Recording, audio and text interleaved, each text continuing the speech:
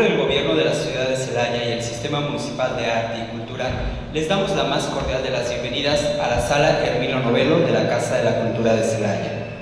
En México existen 68 pueblos indígenas distribuidos por todo el territorio nacional, que en total suman más de 11 millones de habitantes, casi el 10% de la población total del país.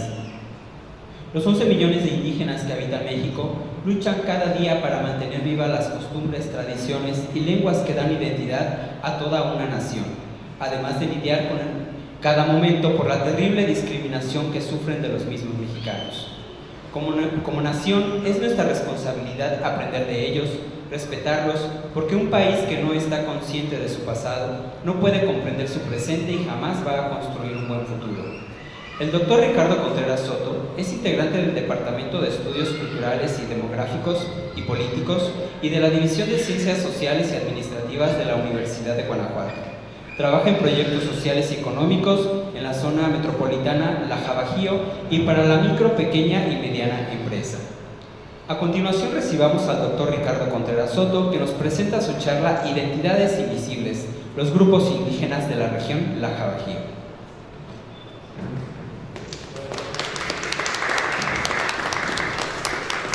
Buenas tardes. Agradezco al CIMAC, agradezco al Museo Regional, a Rafael Soldara, agradezco a la Universidad de Guanajuato, al apoyo, el Departamento de Apoyo y Posgrado. Y se llaman identidades invisibles. ¿Por qué se llaman identidades invisibles? Porque fíjense que los grupos indígenas están aquí en Guanajuato, aquí en Celaya, y no los vemos, y no los reconocemos, y conviven, existen, y nosotros todavía no le damos el peso, la importancia, la presencia y el reconocimiento a la identidad, mucho menos tienen un papel político todavía que esté jugando con nosotros. Entonces, díganme, ¿cuántos grupos indígenas conocen que existen aquí en México? Aquí, mira, donde están las señoras, sí, ahí platiquen. Sale, pues, adelante, maestro, pásale, bienvenido. Pero por favor, involúcrese, platiquen, interactúen entre ustedes. Otomíes, chichimecas, guachichiles, otomíes, jonás,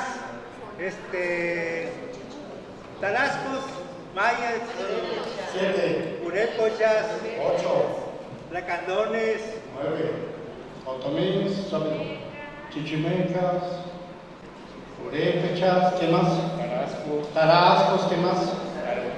Taromaras, chelis, raramis, coras, huicholes. A ver, Elena. Sale. Pames 2, ¿cuántos más te faltan? Son 56, 64 grupos de cristas. Mayos, lacandones, compañero de la boleta. Virálicas. ¿Y quién? Mijes. Fíjense bien, pues más o menos conocimos entre todos como 25. Cada grupo tiene su cultura, tiene su grupo lingüístico, tiene su cosmovisión, no es muy ajena a muchas de ellas. Pero bueno, estemos conscientes que no sabemos mucho, no. ¿Hemos tenido contacto con ellos? ¿Dónde hemos tenido contacto con ellos? A ver, Rafa, ¿dónde has tenido contactos? como docente. Como docente, muy bien. ¿Con los grupos indígenas? ¿Con quién? Con los huicholes, accidentalmente, por turismo, ¿por qué? Por turismo y porque me tocó ir a una ceremonia. Ok, con turismo y una ceremonia. ¿Ustedes? También igual. Turismo, ceremonia. En la cámara, los otomíes. Por comercio, muy bien, que venden la artesanía.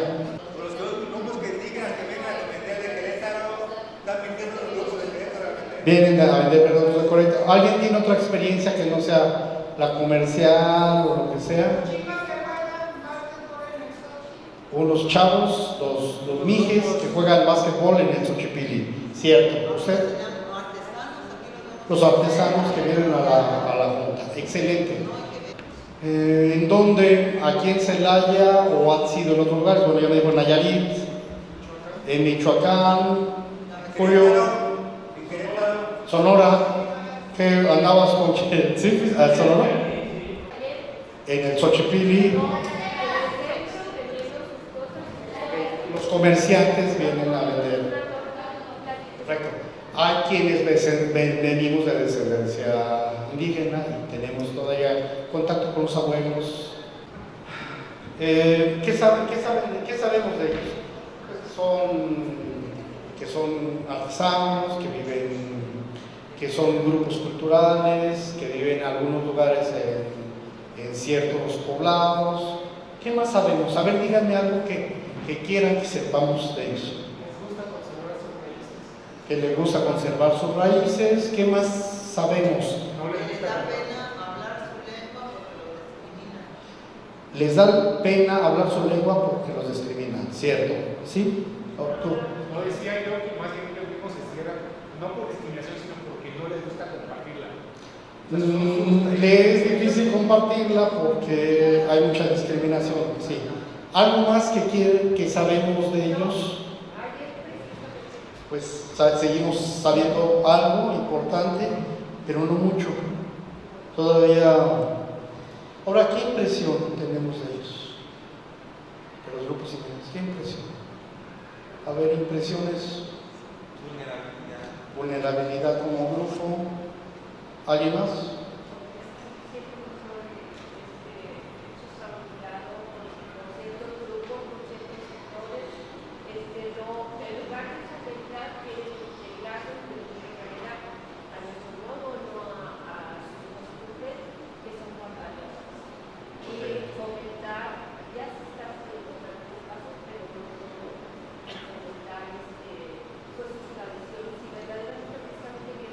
Algunos quieren fomentar sus tradiciones. Es difícil, pero bueno. ¿Algo más que quieran decir allá atrás, Julio? Desconfiados de tanto tiempo y de tanta burla. Muy bien, excelente. Bueno, fíjense que generalmente nosotros hablamos de los grupos indígenas del gran pasado histórico, o sea, los mayas, los olmecas, los grandes olmecas, los grandes mayas, los grandes aztecas, el pasado histórico, y hemos construido en base a los testimonios, en base a los sitios arqueológicos, en base a lo que sabemos un poquito de historia. El gran pasado histórico es el que ha predominado, ¿no? Pero sí sabemos de la cultura olmeca, teotihuacana, zapoteca, maya, mixteca, tolteca, vemos las zonas culturales, las pirámides, todo eso está, pero fíjense que ha habido un descontinuo, ha habido espacios donde sí sabemos algo de Nezahualcóyotl, sí sabemos algo de Cuauhtémoc, sí sabemos del Imperio Azteca, sí sabemos de Maya, sí sabemos de Pacal, algunas cosas, pero hay fracturas, no hay un continuo.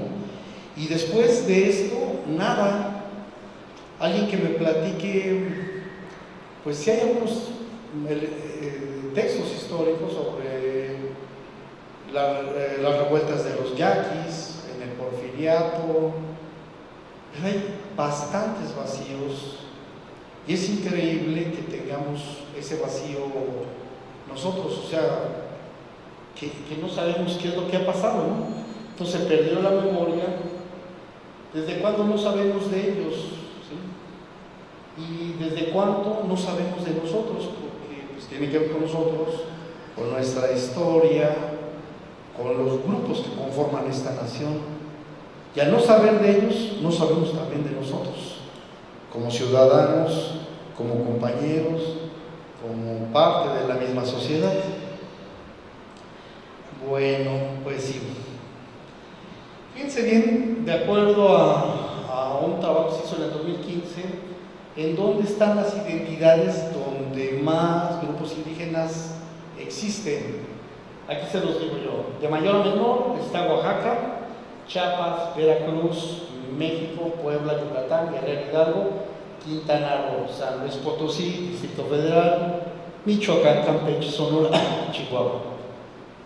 Fíjense, en Chihuahua están los tarahumaras y todo lo demás, y no sale un porcentaje muy grande del grupo donde se concentran los mayores grupos indígenas actualmente, desde Oaxaca, Chiapas, Veracruz, México, perfecto. Tabasco, Nuevo León, Baja California, Jalisco, Tlaxcala, Nayarit, Morelos, Tamaulipas, Querétaro, que hay un grupo grande de Otomí, Durango y Guanajuato. Guanajuato está a 5 lugares aproximadamente, 6 lugares de los que tienen menos, pero déjenme decirles, bueno, este es un estudio que hace INEGI para saber la residencia de los grupos indígenas, pero hay algo que se llama movilidad o migración interna. Nosotros hicimos un estudio, al ratito les voy a hablar del estudio que tenemos y que es el libro que les estoy intercambiando, y encontramos que hay muchos grupos indígenas. Lo que pasa es que no los detectamos como tales y pensamos que nada más Guanajuato son chichimecas, otomís, pames y ya. Y no, hay bastantes grupos indígenas, pero todavía están en la calidad de invisibilidad. ¿Aquí algún comentario? ¿Nada? Continuamos. Fíjense bien, ¿qué creen que sea lo que hace que se pierda la memoria? Que nosotros no estemos muy preocupados por saber quiénes son nuestros hermanos, nuestros compañeros, los conciudadanos, el alter ego que vive con nosotros y que está aquí. ¿Qué creen que sea? Si tuviéramos ganas de saber, si les dijéramos, ¿saben que hay una raíz francesa aquí en Guanajuato? Yo les apuesto que le rascaríamos históricamente hasta podernos apropiar y saber por qué están esos franceses o esos españoles en Morelia, ¿no? En Michoacán, perdón. En Michoacán yo pienso que le rascaríamos hasta... Pero ¿por qué no pasa lo mismo con los grupos indígenas? A ver, ¿por qué, Karen? De las personas por falta de interés. ¿Por qué creen que se ve la falta de interés? ¿Por qué? La globalización, la colonización, el pensamiento colonial, nos creemos españoles, nos creemos... A veces buscamos que nuestros apellidos tengan el escudo de nuestros antepasados para presumir que venimos de tal familia española, de tal linaje español.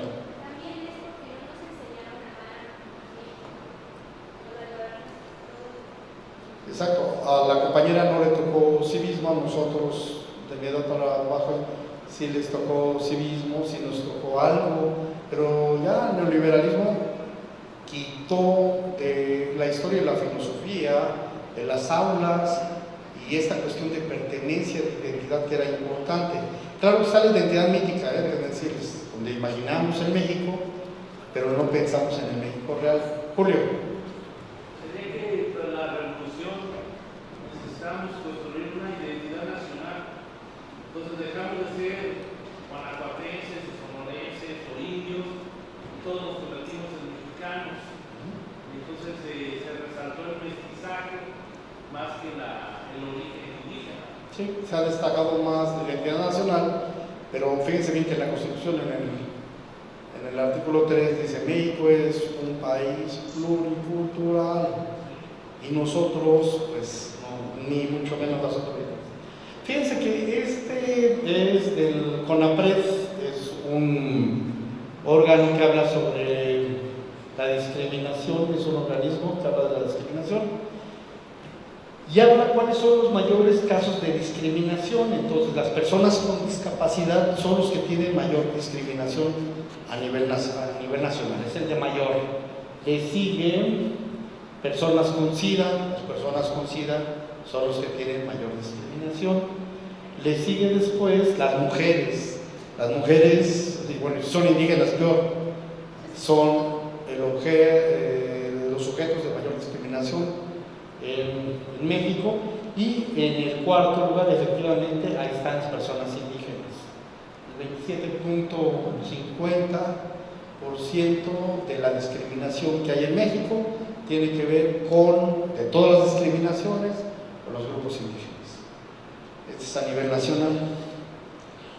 Hubo un estudio posterior, más o menos contemporáneo, aquí yo se los platico, que lo hicieron los mexicanos vistos por sí mismos. Entonces, la UNAM participa en una investigación colectiva sobre muchas cosas, ¿no? Sobre lo político, sobre la ciudadanía, sobre el gobierno y sobre los grupos indígenas.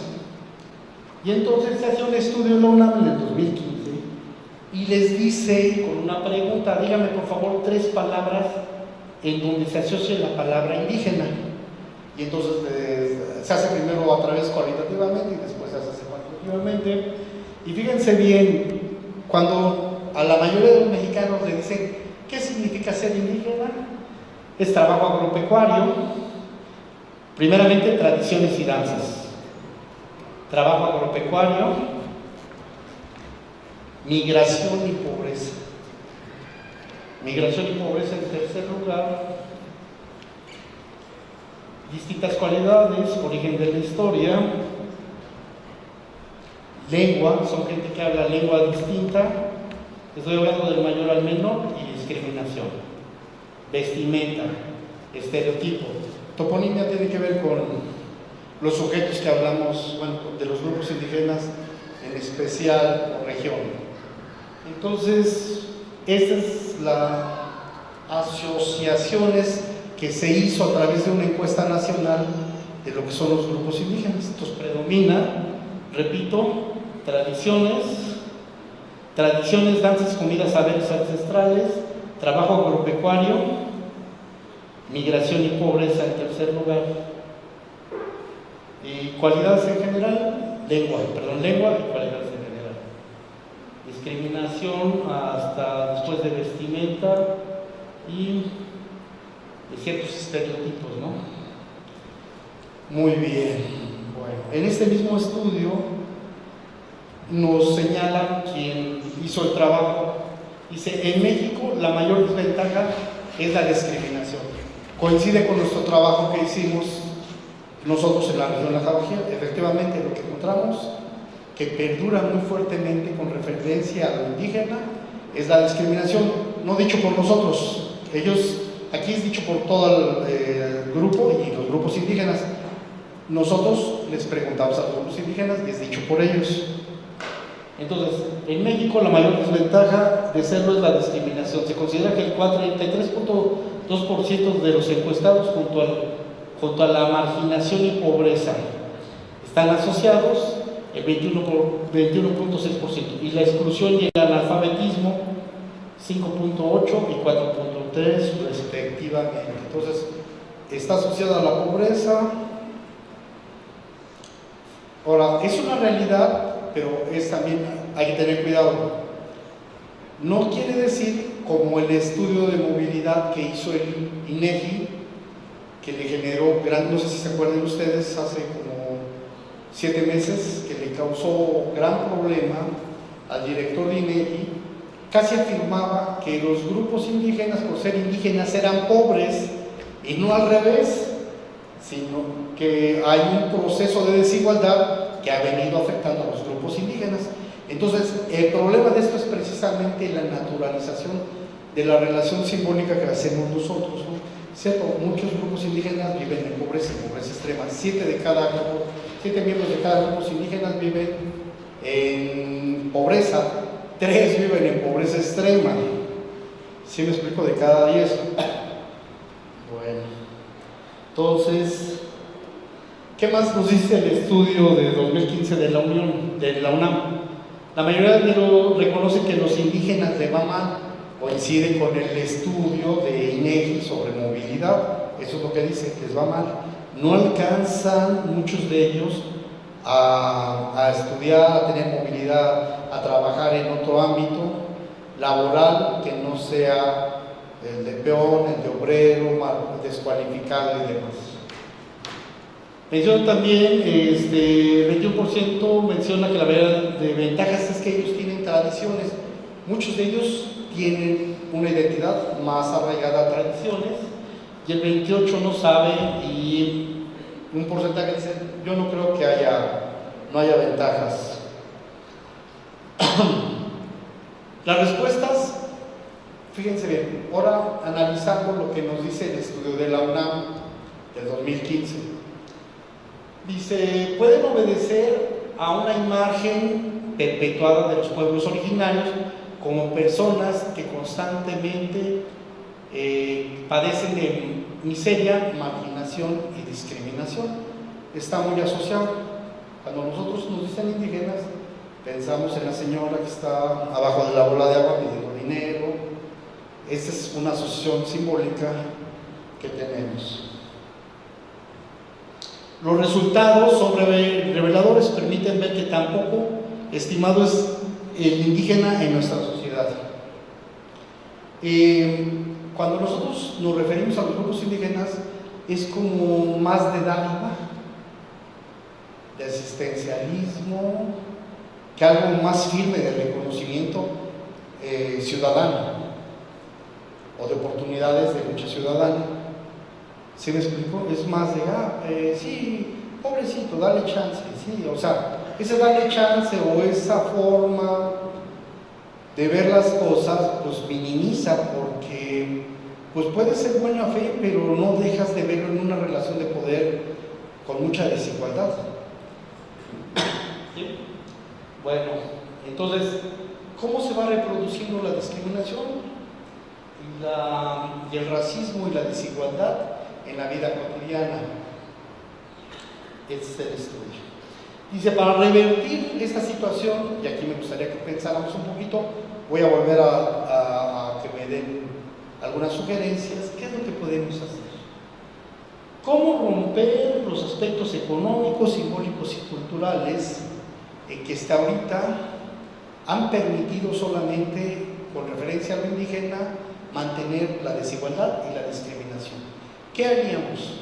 ¿O qué sugieren que haríamos, Julio? Para volver a darle el prestigio, para volver a darle a las comunidades y a los grupos vida, y para poder a lo largo de la historia ese espacio que está vacío, que está ausente, que está en el olvido y que es necesario que podamos, que se requiera recuperar y construir, que no lo hagamos nosotros, que haya una especie de una historia donde ellos mismos nos relaten y se reconstruya, y bueno, convivamos, compartamos todo eso. Entonces, ¿cómo podríamos cambiar esta dinámica? A ver.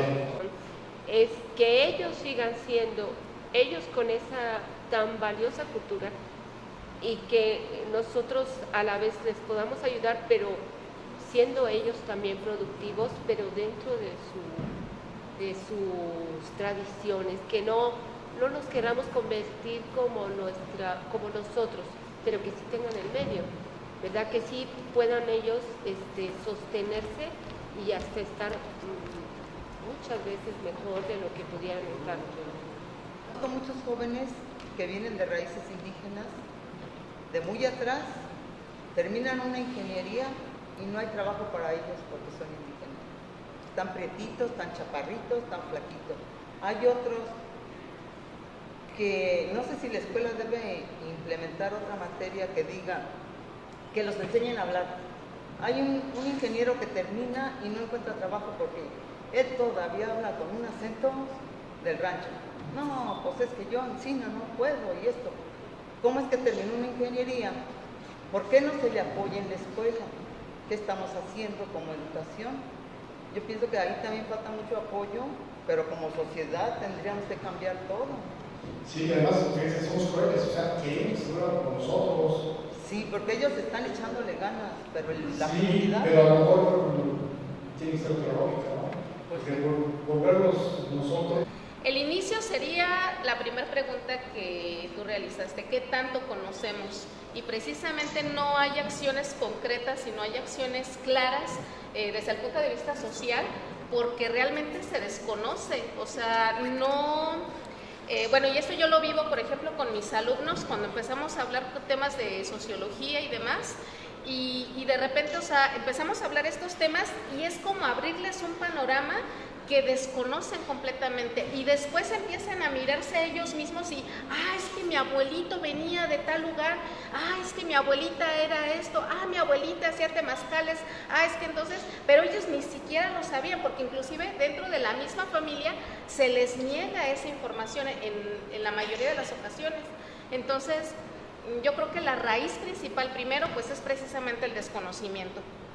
La segunda pues es obviamente también aprender a enseñarnos como sociedad que precisamente la inclusión tiene que ser desde la partida de que todos somos diferentes.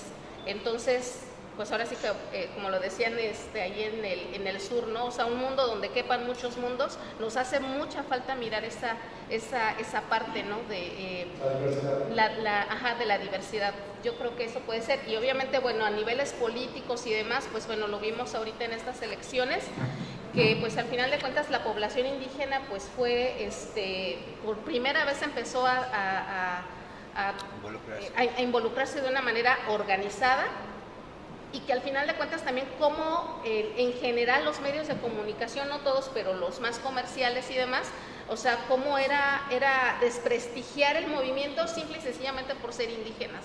O sea, ni siquiera era esa parte de vamos a escucharlos.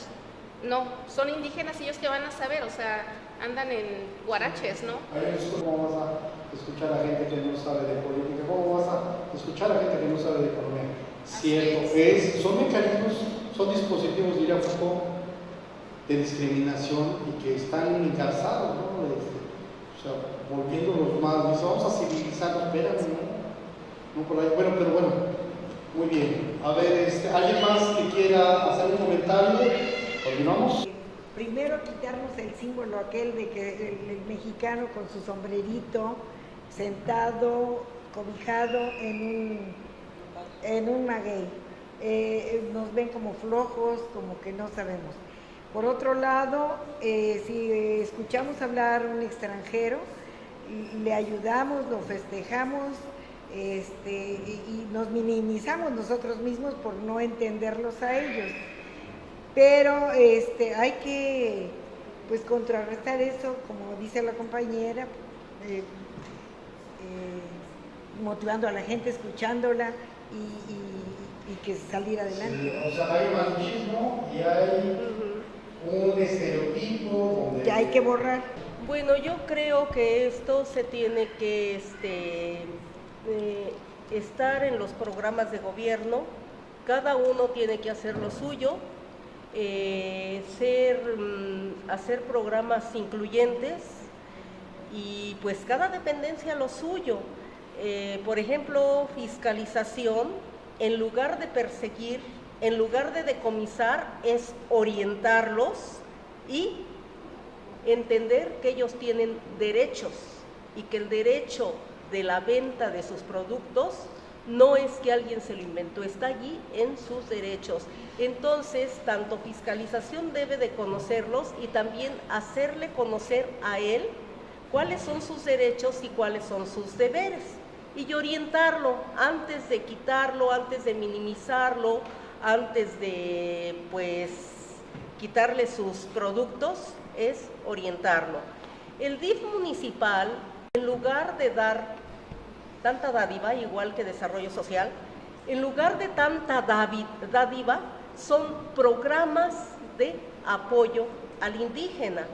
Sí tenemos muchísimos grupos, los que andan vendiendo, los que se duermen abajo de los puentes, los oaxaqueños, que de alguna manera ellos, por estar más organizados, padecen menos esta situación. Los oaxaqueños pues prácticamente son los que tienen todas las taquerías aquí en Celaya, pero son grupos organizados.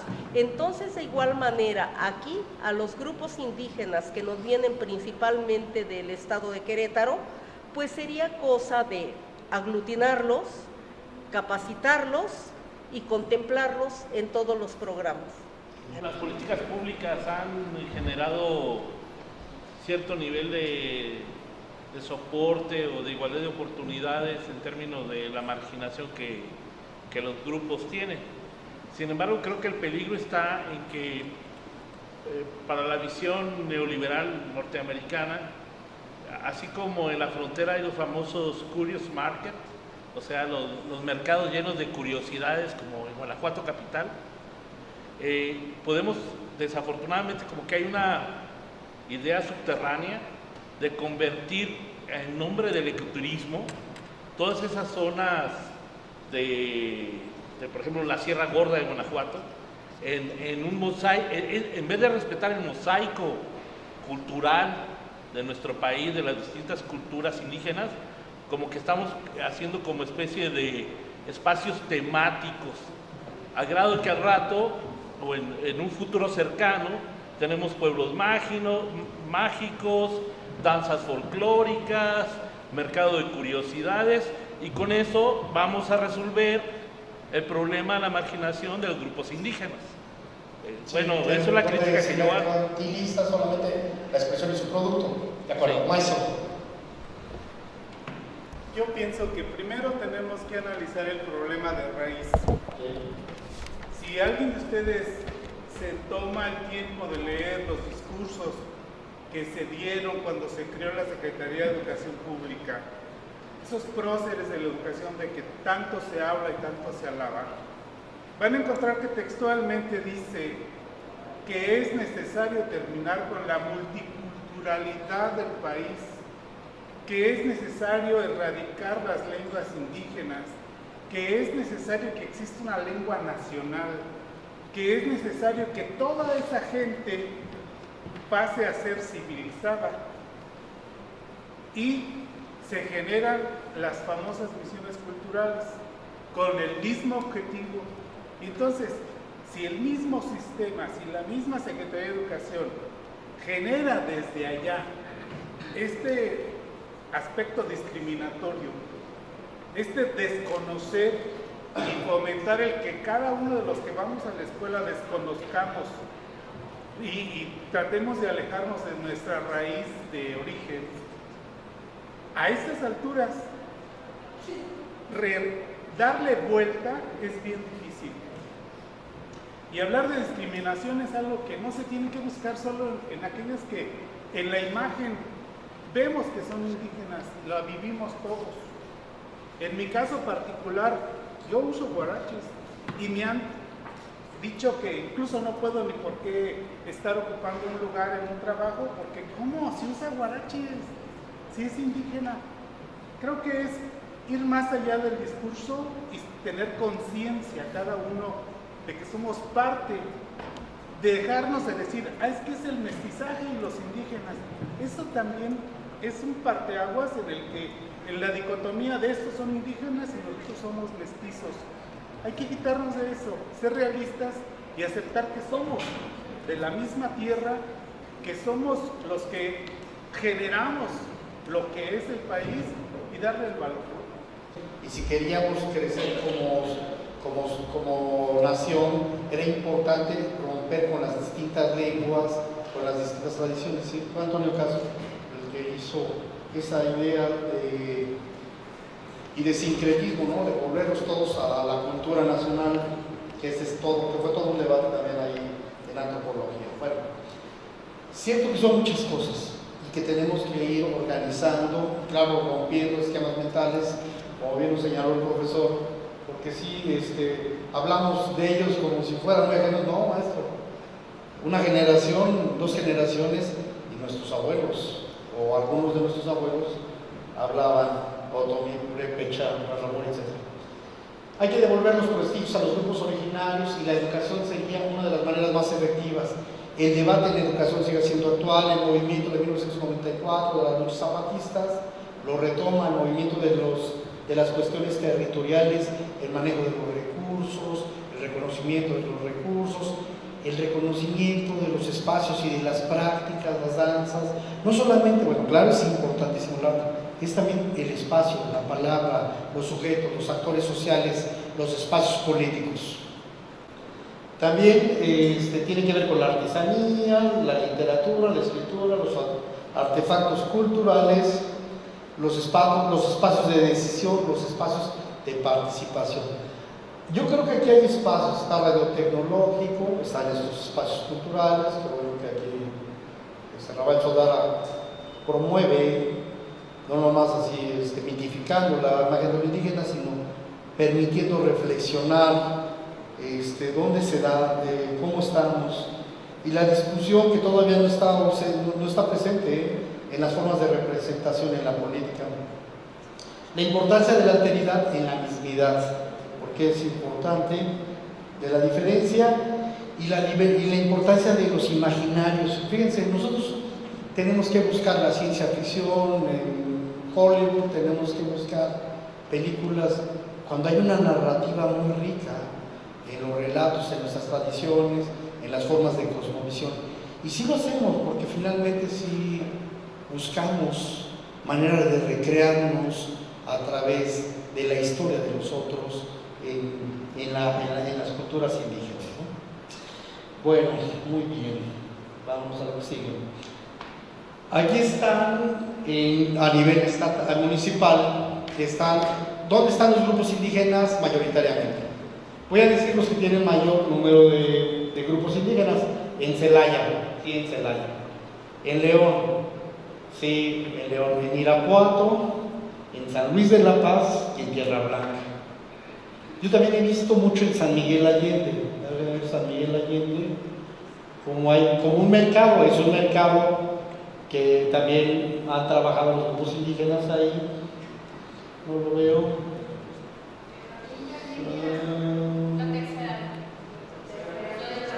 En el segundo grupo, ¿verdad? San Miguel Allende, 629, ¿no? Yo creo que hay más. Considero que hay más. Me ha tocado ver, porque estuvimos entrevistando y ahí encontramos bastante gente. Bueno, del documento de 2015, ¿qué nos dice?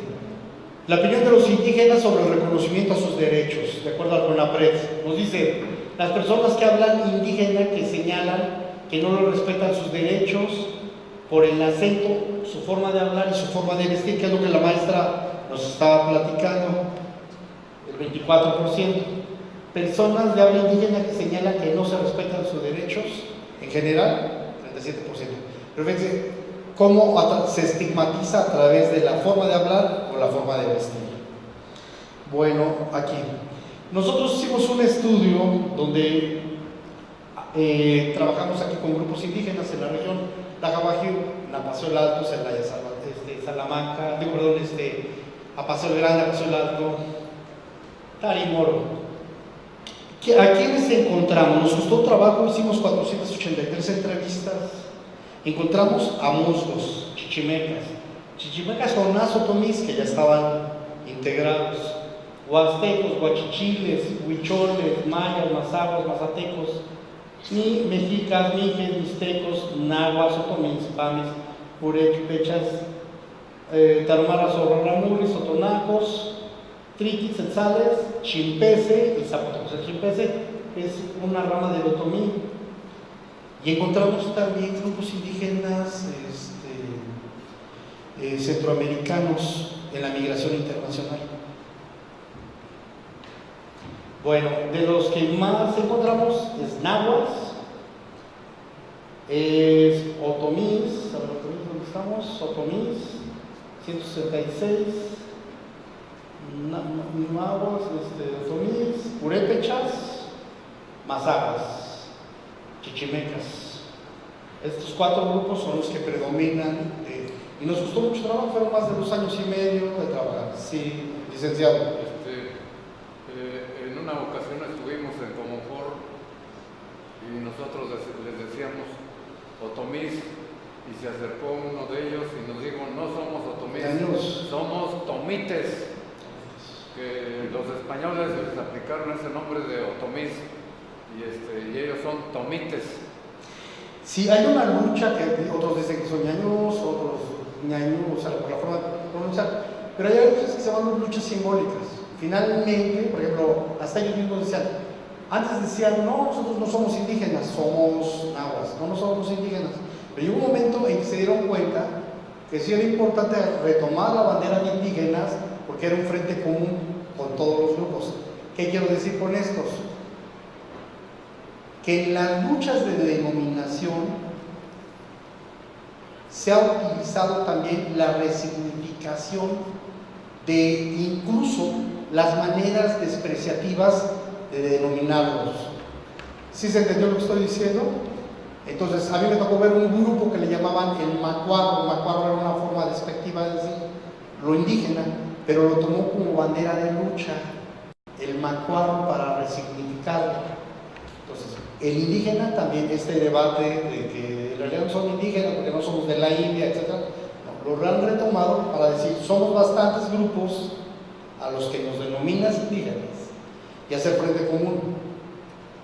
Abogado. También llevábamos unas bolsitas con aguacates y yo les dije, a ver, vengan para darles unos aguacates. Y se acercó otra vez el dirigente y dice, aquí no conocemos a los aguacates, los españoles le pusieron aguacates y esa fruta es aguacatl. Pues son las luchas simbólicas de las dominaciones de las cosas. Sí, es importante. Los españoles, pues sí, tendríamos que hacer toda una revolución para volver a cambiar. Pero bueno, ok, es importante esta lucha simbólica. Ahora, nosotros en las preguntas a esos 483 entrevistados les preguntamos qué les enseñaban, qué valores les enseñaban en sus familias. Fíjense, ya platicamos de la discriminación. Adivinen qué es el valor, uno de los valores más importantes para los distintos grupos indígenas. El respeto. Qué paradójico. Mientras nosotros les faltamos al respeto, para ellos lo más importante es el respeto. El segundo es la honestidad. El tercero es el amor. El cuarto es la responsabilidad. Y el quinto es la unión. Ellos son grupos originarios. Ellos estaban aquí desde mucho antes que nos estoy yo. Entonces decía, pues, ¿para qué? No, bueno, más debemos atender a los purépechas, a los otomís y a los chichimecas. No. Entonces, lo que quiero platicar un poquito rápidamente es la migración interna. Entonces, fíjense bien, de acuerdo a lo que investigamos, de dónde viene el mayor número de grupos otomís. Hay de Tlaxcala, o sea, viene de Querétaro la mayoría, no sé si alcanzan a ver, pero aquí les digo, viene de Querétaro la mayoría. Entonces, el que sigue es Guanajuato. En Guanajuato, desde hace tiempo, radican los otomís también. En Oaxaca, el Distrito Federal, en Tlaxcala, Hidalgo, en Michoacán. De la migración, vivimos en un sistema capitalista. Ahorita no he platicado de que hay mercados laborales, que muchos de ellos vivían en lugares donde pues, la tierra es muy limitada, son muchos familiares y vienen y andan transitando en distintos lugares para buscar trabajo. La mayoría de casos fue por buscar trabajo, la segunda por motivos de pobreza, el caso de los otomís. El siguiente caso es para buscar mercados de comercio. Encontramos motivos de arrastre familiar, quiere decir que aquí vive un hermano, entonces viene la esposa o se van los hijos, eso se llama arrastre. Y ya, finalmente, y motivos escolares, esto no lo sabíamos, es muy interesante. Fíjense que mucha gente se cambió a estas partes porque había más oferta educativa que en Coroneo, que en otras partes de Querétaro, sobre todo con los otomís. Bueno, estos son los otomís. Aquí los purépechas, la mayoría son de Michoacán, y los motivos son principalmente comercio, arrastre, o sea, por motivos familiares, y pobreza y necesidad. Esos son los purépechas. Los purépechas tienen una migración que es, bueno, ya hay muchos establecidos aquí, sobre todo en la parte de acá de Acámbaro y demás. Hay bastantes purépechas.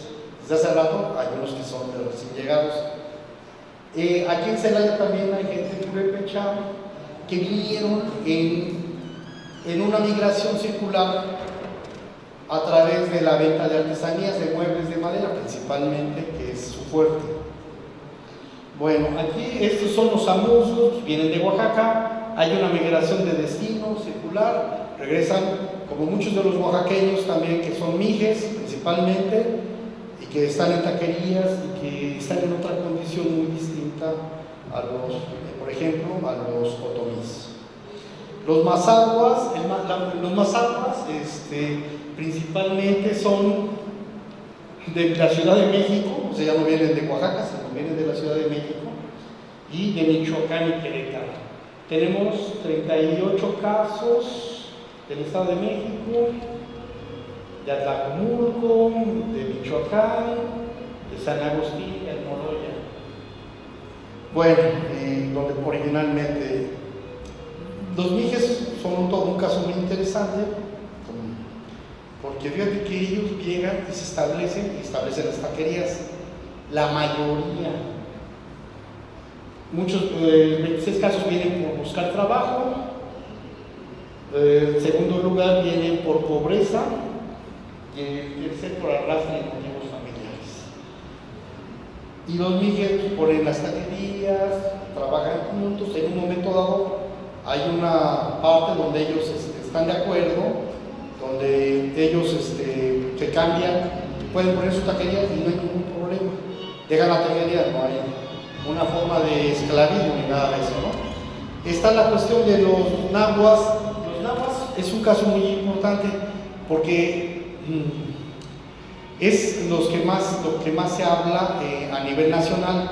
Entonces, pero en realidad el náhuatl no es un idioma, hay distintas formas como se pronuncia el náhuatl a nivel nacional. Sí, no sé si me estoy explicando con eso. O sea, se habla náhuatl, pero me estaba diciendo un lingüista, no es lo mismo el náhuatl que se habla en Guerrero que el náhuatl que se habla en Durango o que se habla en Puebla. Tiene distintas entonaciones, pero la matriz. ¿Y por qué tuvo un alcance tan fuerte? Fue por el Imperio Azteca. ¿Sí me explicó? Bueno, ahí es el que tiene más procedencia distinta, los nahuas, aquí en la región. O sea, no es un grupo como así de la manera distinta. Bueno, ahora hay algo que, ¿dónde están trabajando estos grupos indígenas que no los vemos? Entonces encontramos que la mayoría pues, están en los servicios de comida, en los tacos, en el comercio ambulante, perdón, la mayoría. El segundo, o sea, las actividades comerciales, en el servicio de comida, tacos, que son los agricultores temporales, la actividad doméstica, 26, comerciantes fijos, obreros, gente que no tiene trabajo, luego los albañiles, luego los jornaleros, luego los muebleros, que principalmente son purépechas, empleados, estudiantes, servicios domésticos, panaderos, profesores, servicios religiosos. Nosotros lo organizamos en este esquema. Me voy un poquito más rápido, pero ojalá entiendan lo que platicamos. Se llama la división étnica técnica de trabajo.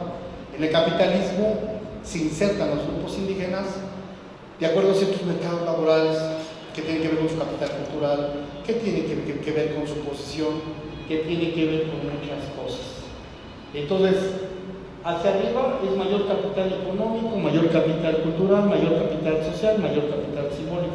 Hacia abajo es menor.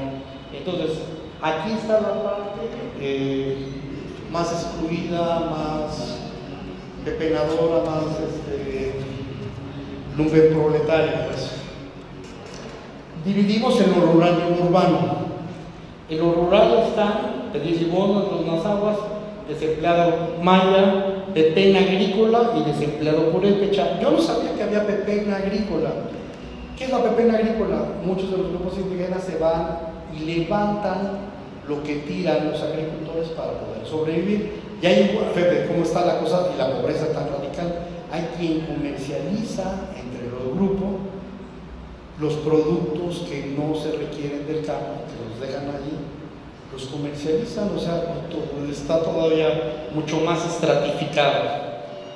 En la parte urbana están los bienes, son aguas, el desempleado otomí, el pediclimosna otomí, la pepena urbana otomí, el danzante purépecha que ya anda en la calle trabajando, los milusos, el que cuida los autos y el milusos otomí. predomina el grupo otomí, si hay nahuas, si hay huicholes, en esta segunda parte. En esta parte son grupos descualificados o cualificados en pequeña escala. Entonces, en la parte rural están jornaleros, chichimecas, huachicholes, artesanos y comerciantes huachichiles, ayudante de albañil, o sea que todavía no es maíz, ¿se lo explico? Están los artesanos, los alfareros, el herrero, el campesino, el campesino de temporal, el trabajo comunitario mixteco.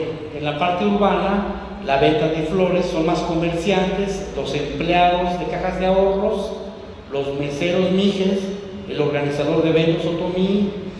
Entonces ellos trabajan en este sector, no son dueños de la venta de producción, trabajan como empleados o como obreros. Ahora, hay una parte que tiene un poquito más de capacidad económica, son el comercio y la ganadería purépecha y el campesino maya. Tiene ciertos recursos, tiene ciertos ganados, tiene tierras, está en otra condición. No es terrateniente, también no es de esta familia de los dueños aquí del lago. Y los emprendedores de taquerías son pequeños empresarios, microempresarios. ¿Sí me explico? Entonces ellos están en una posición mucho más holgada. No son ricos, no son los grandes capitalistas también, entiéndase ello, ¿no? Están los lauderos y los muebleros. Los lauderos purépechas, los muebleros. Y hay un investigador docente purépecha. Bueno, ahora nos fuimos también para preguntarles históricamente qué pasaba. Les pedimos que nos platicaran sobre su historia. Este es el esquema general que nos dieron. En la historia oral nos platicaron de los abuelos, la importancia de las mujeres depositarias en el idioma, la importancia del trueque, la pobreza, las comunidades, actividades económicas, la migración a la ciudad, la familia, la historia y la persistencia, los individuos. Pero también nos dimos cuenta que hay una desmemoria, muchos de ellos no saben sobre ellos. ¿Se me explicó? Y por lo tanto, una negación y un posible etnocidio. ¿Sí quedó claro lo que estoy planteando? Esto es en las representaciones, y casi generalmente si hubo gente de edad que nos platicaba sobre la historia, más o menos bien estructurada, pero no, muchos de los jóvenes, hay un gran vacío saber qué es lo que sucede. Bueno, también nuestros jóvenes, déjenme decirles, pero hay un gran vacío de qué saber qué es lo que pasaba, y esto no fortalece la identidad. Voy a la que sigue. Les preguntamos si habían sido discriminados y el 43.75 nos señalaron que sí habían sido discriminados. ¿De acuerdo? ¿Y qué encontramos en la discriminación? Pues el color de la piel como marca, la forma de hablar, que bien señaló la maestra que ya se fue, y las formas de vestir.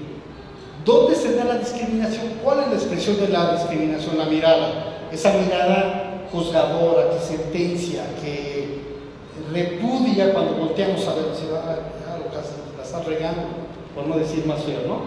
La expresión gestual, la denominación como insulto. Un indígena tonto, o un pinche indígena, o así, es esa manera de decir las cosas. El trato como violencia simbólica, la violencia física también, quitar, decomisar las cosas, es violencia física y violencia simbólica, y estas son las expresiones de la discriminación de los sujetos. Y los procesos simbólicos y los procesos sociales. ¿Qué encontramos? Encontramos que la mayoría de las discriminaciones se dan en la calle, en la escuela, en la localidad, en el trabajo y en las oficinas públicas. Llegaban los indígenas a hacer sus trámites y demás, y les hacían las señoritas que llega un momento en que les fastidia atender a la gente y hacen muecas.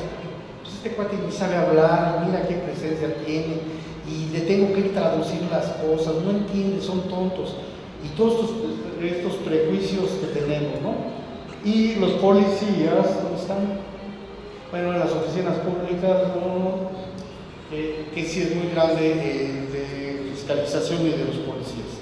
Bueno, en la escuela, ¿cuál es la violencia simbólica que se da en la escuela? Fíjense bien, abajo hablo de los procesos sociales, son condiciones de clase social para sobrevivir, hay elementos de aislamiento y vulnerabilidad, los procesos de diferenciación y competencia que se dan.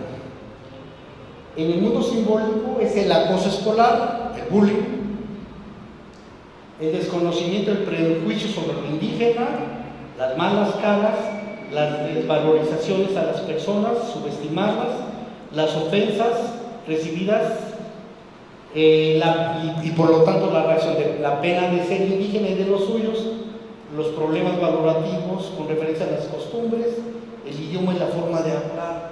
Entonces no puedo hablar, porque entonces se va a oír la manera y el tono, y entonces soy indígena. Y fíjense que los testimonios son terribles, porque por ejemplo hacían junta de padres de familia, llegaba una de las mamás vestida de indígena, y empezaba el bullying. Ya llegó la India María, ¿quién es el hijo de la India María? La chavita se escondía para que no la estuvieran fregando. Entonces la discriminación es terrible, en las escuelas es horrible. Y estoy platicando, en el libro vienen más detallados los distintos espacios y los testimonios que vamos teniendo. Y también tenemos un video al respecto. Bueno, me voy al otro punto. Ahora les preguntamos a los grupos indígenas que cuál es la impresión que tienen del gobierno. Y adivinen qué. Predomina la mala impresión. Los chichimecas tienen mala impresión, el 83, los otomíes, bueno, todos los que tienen menos, bueno, porque son pocos entrevistados, es el maya y el chetumal que tuvimos aquí, pero todos los amuzgos, los quechuas, que era el grupo indígena de Ecuador que les había platicado. Bueno, y ahora, ¿por qué creen que hay mala impresión del gobierno de los indígenas, que tienen los indígenas sobre el gobierno? Bueno, porque tienen promesas incumplidas, hay una mala opinión sin argumentos, hay una insensibilidad, una discriminación, una irresponsabilidad por parte del gobierno, no los dejan vender de manera más práctica, porque no hay empleo, porque no solucionan los problemas y porque son una bola de rateros y corruptos. Bueno, por algo pasan las cosas. Luego hubo algo que también en el trabajo de investigación queríamos saber. Bueno, ya conociendo todo esto, ¿dónde se reproduce la identidad? La identidad indígena en las ciudades aquí en Guanajuato, ¿dónde se reproduce? O sea, no tienen escuelas para ser indígenas, entiéndase, o no tienen el espacio para ser indígenas de manera pública. Y encontramos nosotros que en regresar a la comunidad les permite mantener la identidad. Encontramos que hacer las artesanías los tenía muy ligados a esa cosmovisión.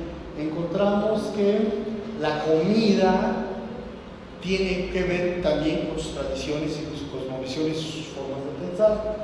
Y encontramos también en la manera de preparar la comida, en el cultivo tradicional, en el hablar con el idioma de los mismos grupos, en el danzar, ese fue el maestro, y fíjense bien, también la cuestión de los abusos y la discriminación también genera cierre de filas y posible reivindicación en los sujetos.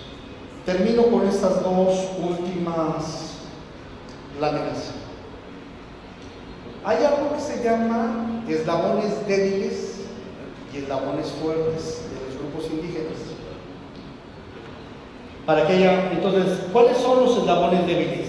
Son aquellas expresiones y prácticas culturales que solo han mantenido la reproducción cultural en el recuerdo y en la supervivencia. O sea, no han modificado nada, los mantienen, pero no los permiten tomar una posición más proactiva. Son mecanismos de comunicación, educación, organización y participación frágiles, donde hay poco afecto social o muy limitado. Esto se da en el contexto amplio en el entramado sociocultural a nivel mundial, que se va diluyendo las presencias identitarias indígenas en ambientes hostiles y de dominación cultural, donde agrava mucho, debilita. No es nada más una actitud o una predisposición del sujeto, tiene que ver también el contexto, donde no es permitido la organización, donde no hay representación, donde se fomenta la dispersión, donde se genera el aislamiento, donde se hacen sociedades fragmentadas, donde no hay representación ni participación ni presencia creativa ni inclusiva, y donde, bueno, las reservas indígenas, allá están ellos, y donde no se dignifica y donde no se crea de manera los espacios y sus prácticas, y donde hay un espacio de aculturación fuerte. ¿Dónde están? Bueno, este es un grupo, o esta es una serie de grupos que encontramos. Ahora, ¿dónde están los eslabones fuertes? Otras identidades culturales tienen eslabones fuertes, mantienen una identidad cultural autorrepresentada de manera imaginaria y colectiva, están organizadas, están participando, están comunicadas, tienen idea de quiénes son, qué aspiran y qué es lo que quieren. Estamos trabajando lo de prospectiva, y sí es importante que imaginemos qué es lo que queremos. En las sociedades líquidas, nosotros no imaginamos qué es lo que sigue. Es importante que sí tengamos aspiraciones, deseos y sueños como parte importante. Tienen presencia política en las sociedades en que están, las instituciones están autodirigidas, no son aquí como que necesitan intérpretes para que ellos mismos, un intérprete en educación para que se eduquen, un intérprete en culturas populares para que descifre lo que ellos quieren expresar estéticamente, ¿no? Ellos deben ser los que dirigen. Hay una correlación de poder, pero tienen posiciones en el pensar, en el opinar, en el crear, en el hacer, en el poder, en participar en los diferentes campos y espacios culturales. Muy bien, hasta aquí platicamos, lo que exploramos, reflexionamos de manera conjunta, y me gustaría saber qué tenemos que hacer para que los eslabones débiles se vuelvan eslabones fuertes en las identidades de las culturas indígenas. Muy bien, a ver, ¿quién dice yo? Hace rato hablaba el maestro de lo que decía, lo de la SEP, los lineamientos. Resulta que a partir de 1994, que hiciste mención, empiezan a tomar más en cuenta a los indígenas. Ahorita en el programa de 2006 a la fecha hubo materias que se llamaron Mi Identidad. Lamentablemente con la reforma ahorita vuelven a desaparecer. Eso que mencionaba hace rato señor Julio, es muy cierto. O sea, necesitamos nuestra identidad desde aquí. ¿Cómo podemos hacerlo? Sí, las escuelas definitivamente, pero principalmente son nosotros como familia enseñarles a nuestros hijos qué es lo que tenemos como cultura, ¿sí? Somos pocos los que venimos a la Casa de la Cultura y vemos lo que hay. Entonces, empezando de ahí, investigar nuestras raíces, ver lo que están aquí afuera vendiendo, cuántos son realmente los que venimos a ver, compramos. Entonces, desde ahí, pero como familia, ¿ven? Mira, esta es parte de nuestra identidad. Eso es por donde necesitamos empezar. Sí, la escuela, porque siempre es la escuela, pero la familia es la que debe de jalar, dar ese camino. Sí, la familia como un espacio de educación informal es fundamental en la escuela. ¿De acuerdo, Liliana? Tengo una pregunta en cuanto al estudio. Sí. Bueno, son dos. La primera, sobre los aspectos religiosos, no escuché que tocaras el tema en dos sentidos. ¿Qué tanto conservan sus propias ritos religiosos? Y lo segundo, en cuanto a los institutos lingüísticos de verano, que tuvieron su efecto en algunos grupos indígenas en Chiapas, en Oaxaca, e inclusive en Querétaro, por parte de algunas instituciones religiosas evangélicas neoliberales, y que lleva consigo una pugna que se ve en los medios entre grupos indígenas que están en la parte como oficialista del poder, llámese PRI, Partido Verde o quien esté, o Morena, contra lo que es la base del movimiento zapatista. La primera es que si tenemos lo de la religión, y fíjense que encontramos que efectivamente, pues, la mayoría de los indígenas se adscriben al catolicismo, pero que en el fondo hacen prácticas religiosas que tienen que ver con algo que dice López Austin, que es el complejo religioso mesoamericano. ¿Qué quiere decir eso? Que le siguen rezando a la lluvia, le siguen rezando al monte, de manera implícita, digo de manera explícita, sí, o sea, me gusta más, tiene una connotación más, la religión católica tiene una religión más sustentable, más ecológica, pero es implícita, ¿no? También hay grupos que siguen a través del cristianismo pagano popular, han permitido recrear y mantener. Entonces, sí viene. No nos metimos a los lingüistas de verano porque lo hicimos a través de entrevistas y no nos tocó ver, pero sí hay todo un trabajo y hay todo un debate, y efectivamente había una intención política en esos institutos de dominación. Pero también me tocó ver un trabajo, un ensayo de Carlos Monsiváis, donde decía, porque como que veían mal de que, por ejemplo, en Chiapas se evangelizaran y que hubieran otros grupos religiosos evangelistas. Y dijeron, no, es que hubo un monopolio por parte de la iglesia que es muy articulada a los grupos de poder en Chiapas y en Oaxaca. Entonces, el hecho de que se adscriban a otra religión también es dentro de las luchas políticas en las formas. Pero bueno, ese es un debate que no está en estos libros, pero que sí está por ahí. Bueno, abogado. ¿Cuántos pueblos indígenas o cuántas clases indígenas tenemos en nuestra nación? Ya lo dije, son más de 64.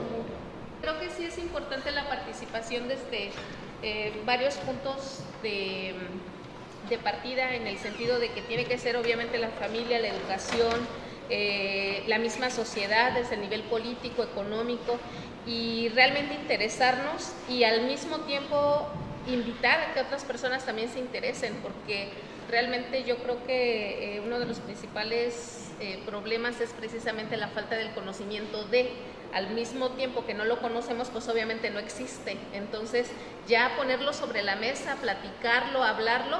Entonces, sí hay que acercarnos para ver y tratar de hacer espacio y también nos vayan construyendo. Está Enrique Ferro, yo sé que tú también, Ariana, trabajas mucho eso. Y yo creo que sí hay que hacer productos, hay que hacer trabajo para que tengamos memorias, entrevistas de la gente, etc.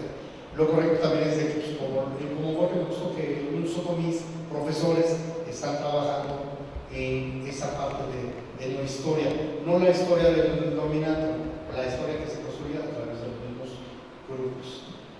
Muy bien, bueno, no sé si hay otro grupo, lo que sea, tenemos más actividades aquí en la Casa de la Cultura. Espero haber contribuido un poco en el trabajo. Están los trabajos que están para ustedes y bueno, pues estoy a sus órdenes. Muchas gracias.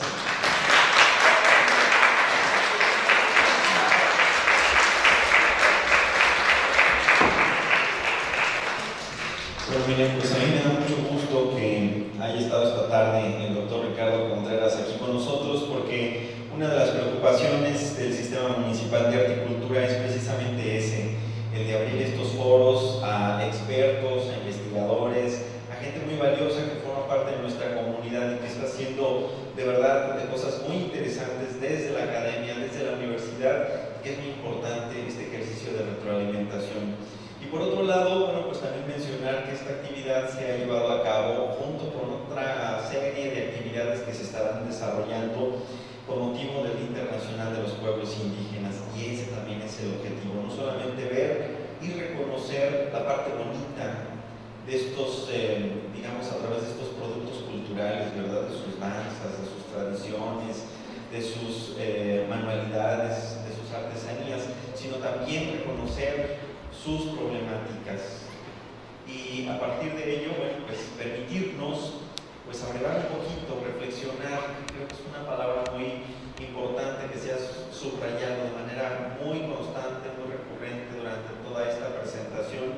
Me da mucho gusto que Ricardo también nos quiera compartir parte de este trabajo de investigación, de sus resultados que hizo como parte de un equipo de trabajo, y que nos demos la oportunidad de revisarlos, de leerlos, de reflexionarlos con calma, de construir nosotros nuestras propias opiniones y también aprovechar las oportunidades para hacer aportaciones pertinentes.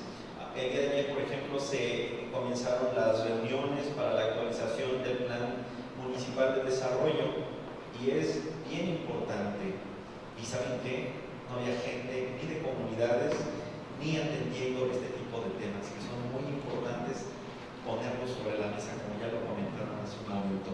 Bueno, pues no me quiero alargar demasiado, solamente por reiterar el agradecimiento a nuestro buen amigo el doctor Ricardo Contreras, y hacerle un reconocimiento pues a nombre de nuestra institución, del Museo de Historia de Celaya, por supuesto de la Coordinación de Culturas Populares, que está con nosotros aquí la maestra Virginia Hernández Crisanto, ¿verdad? Y que está firmado este reconocimiento por nuestro director general. Muchas gracias, Ricardo.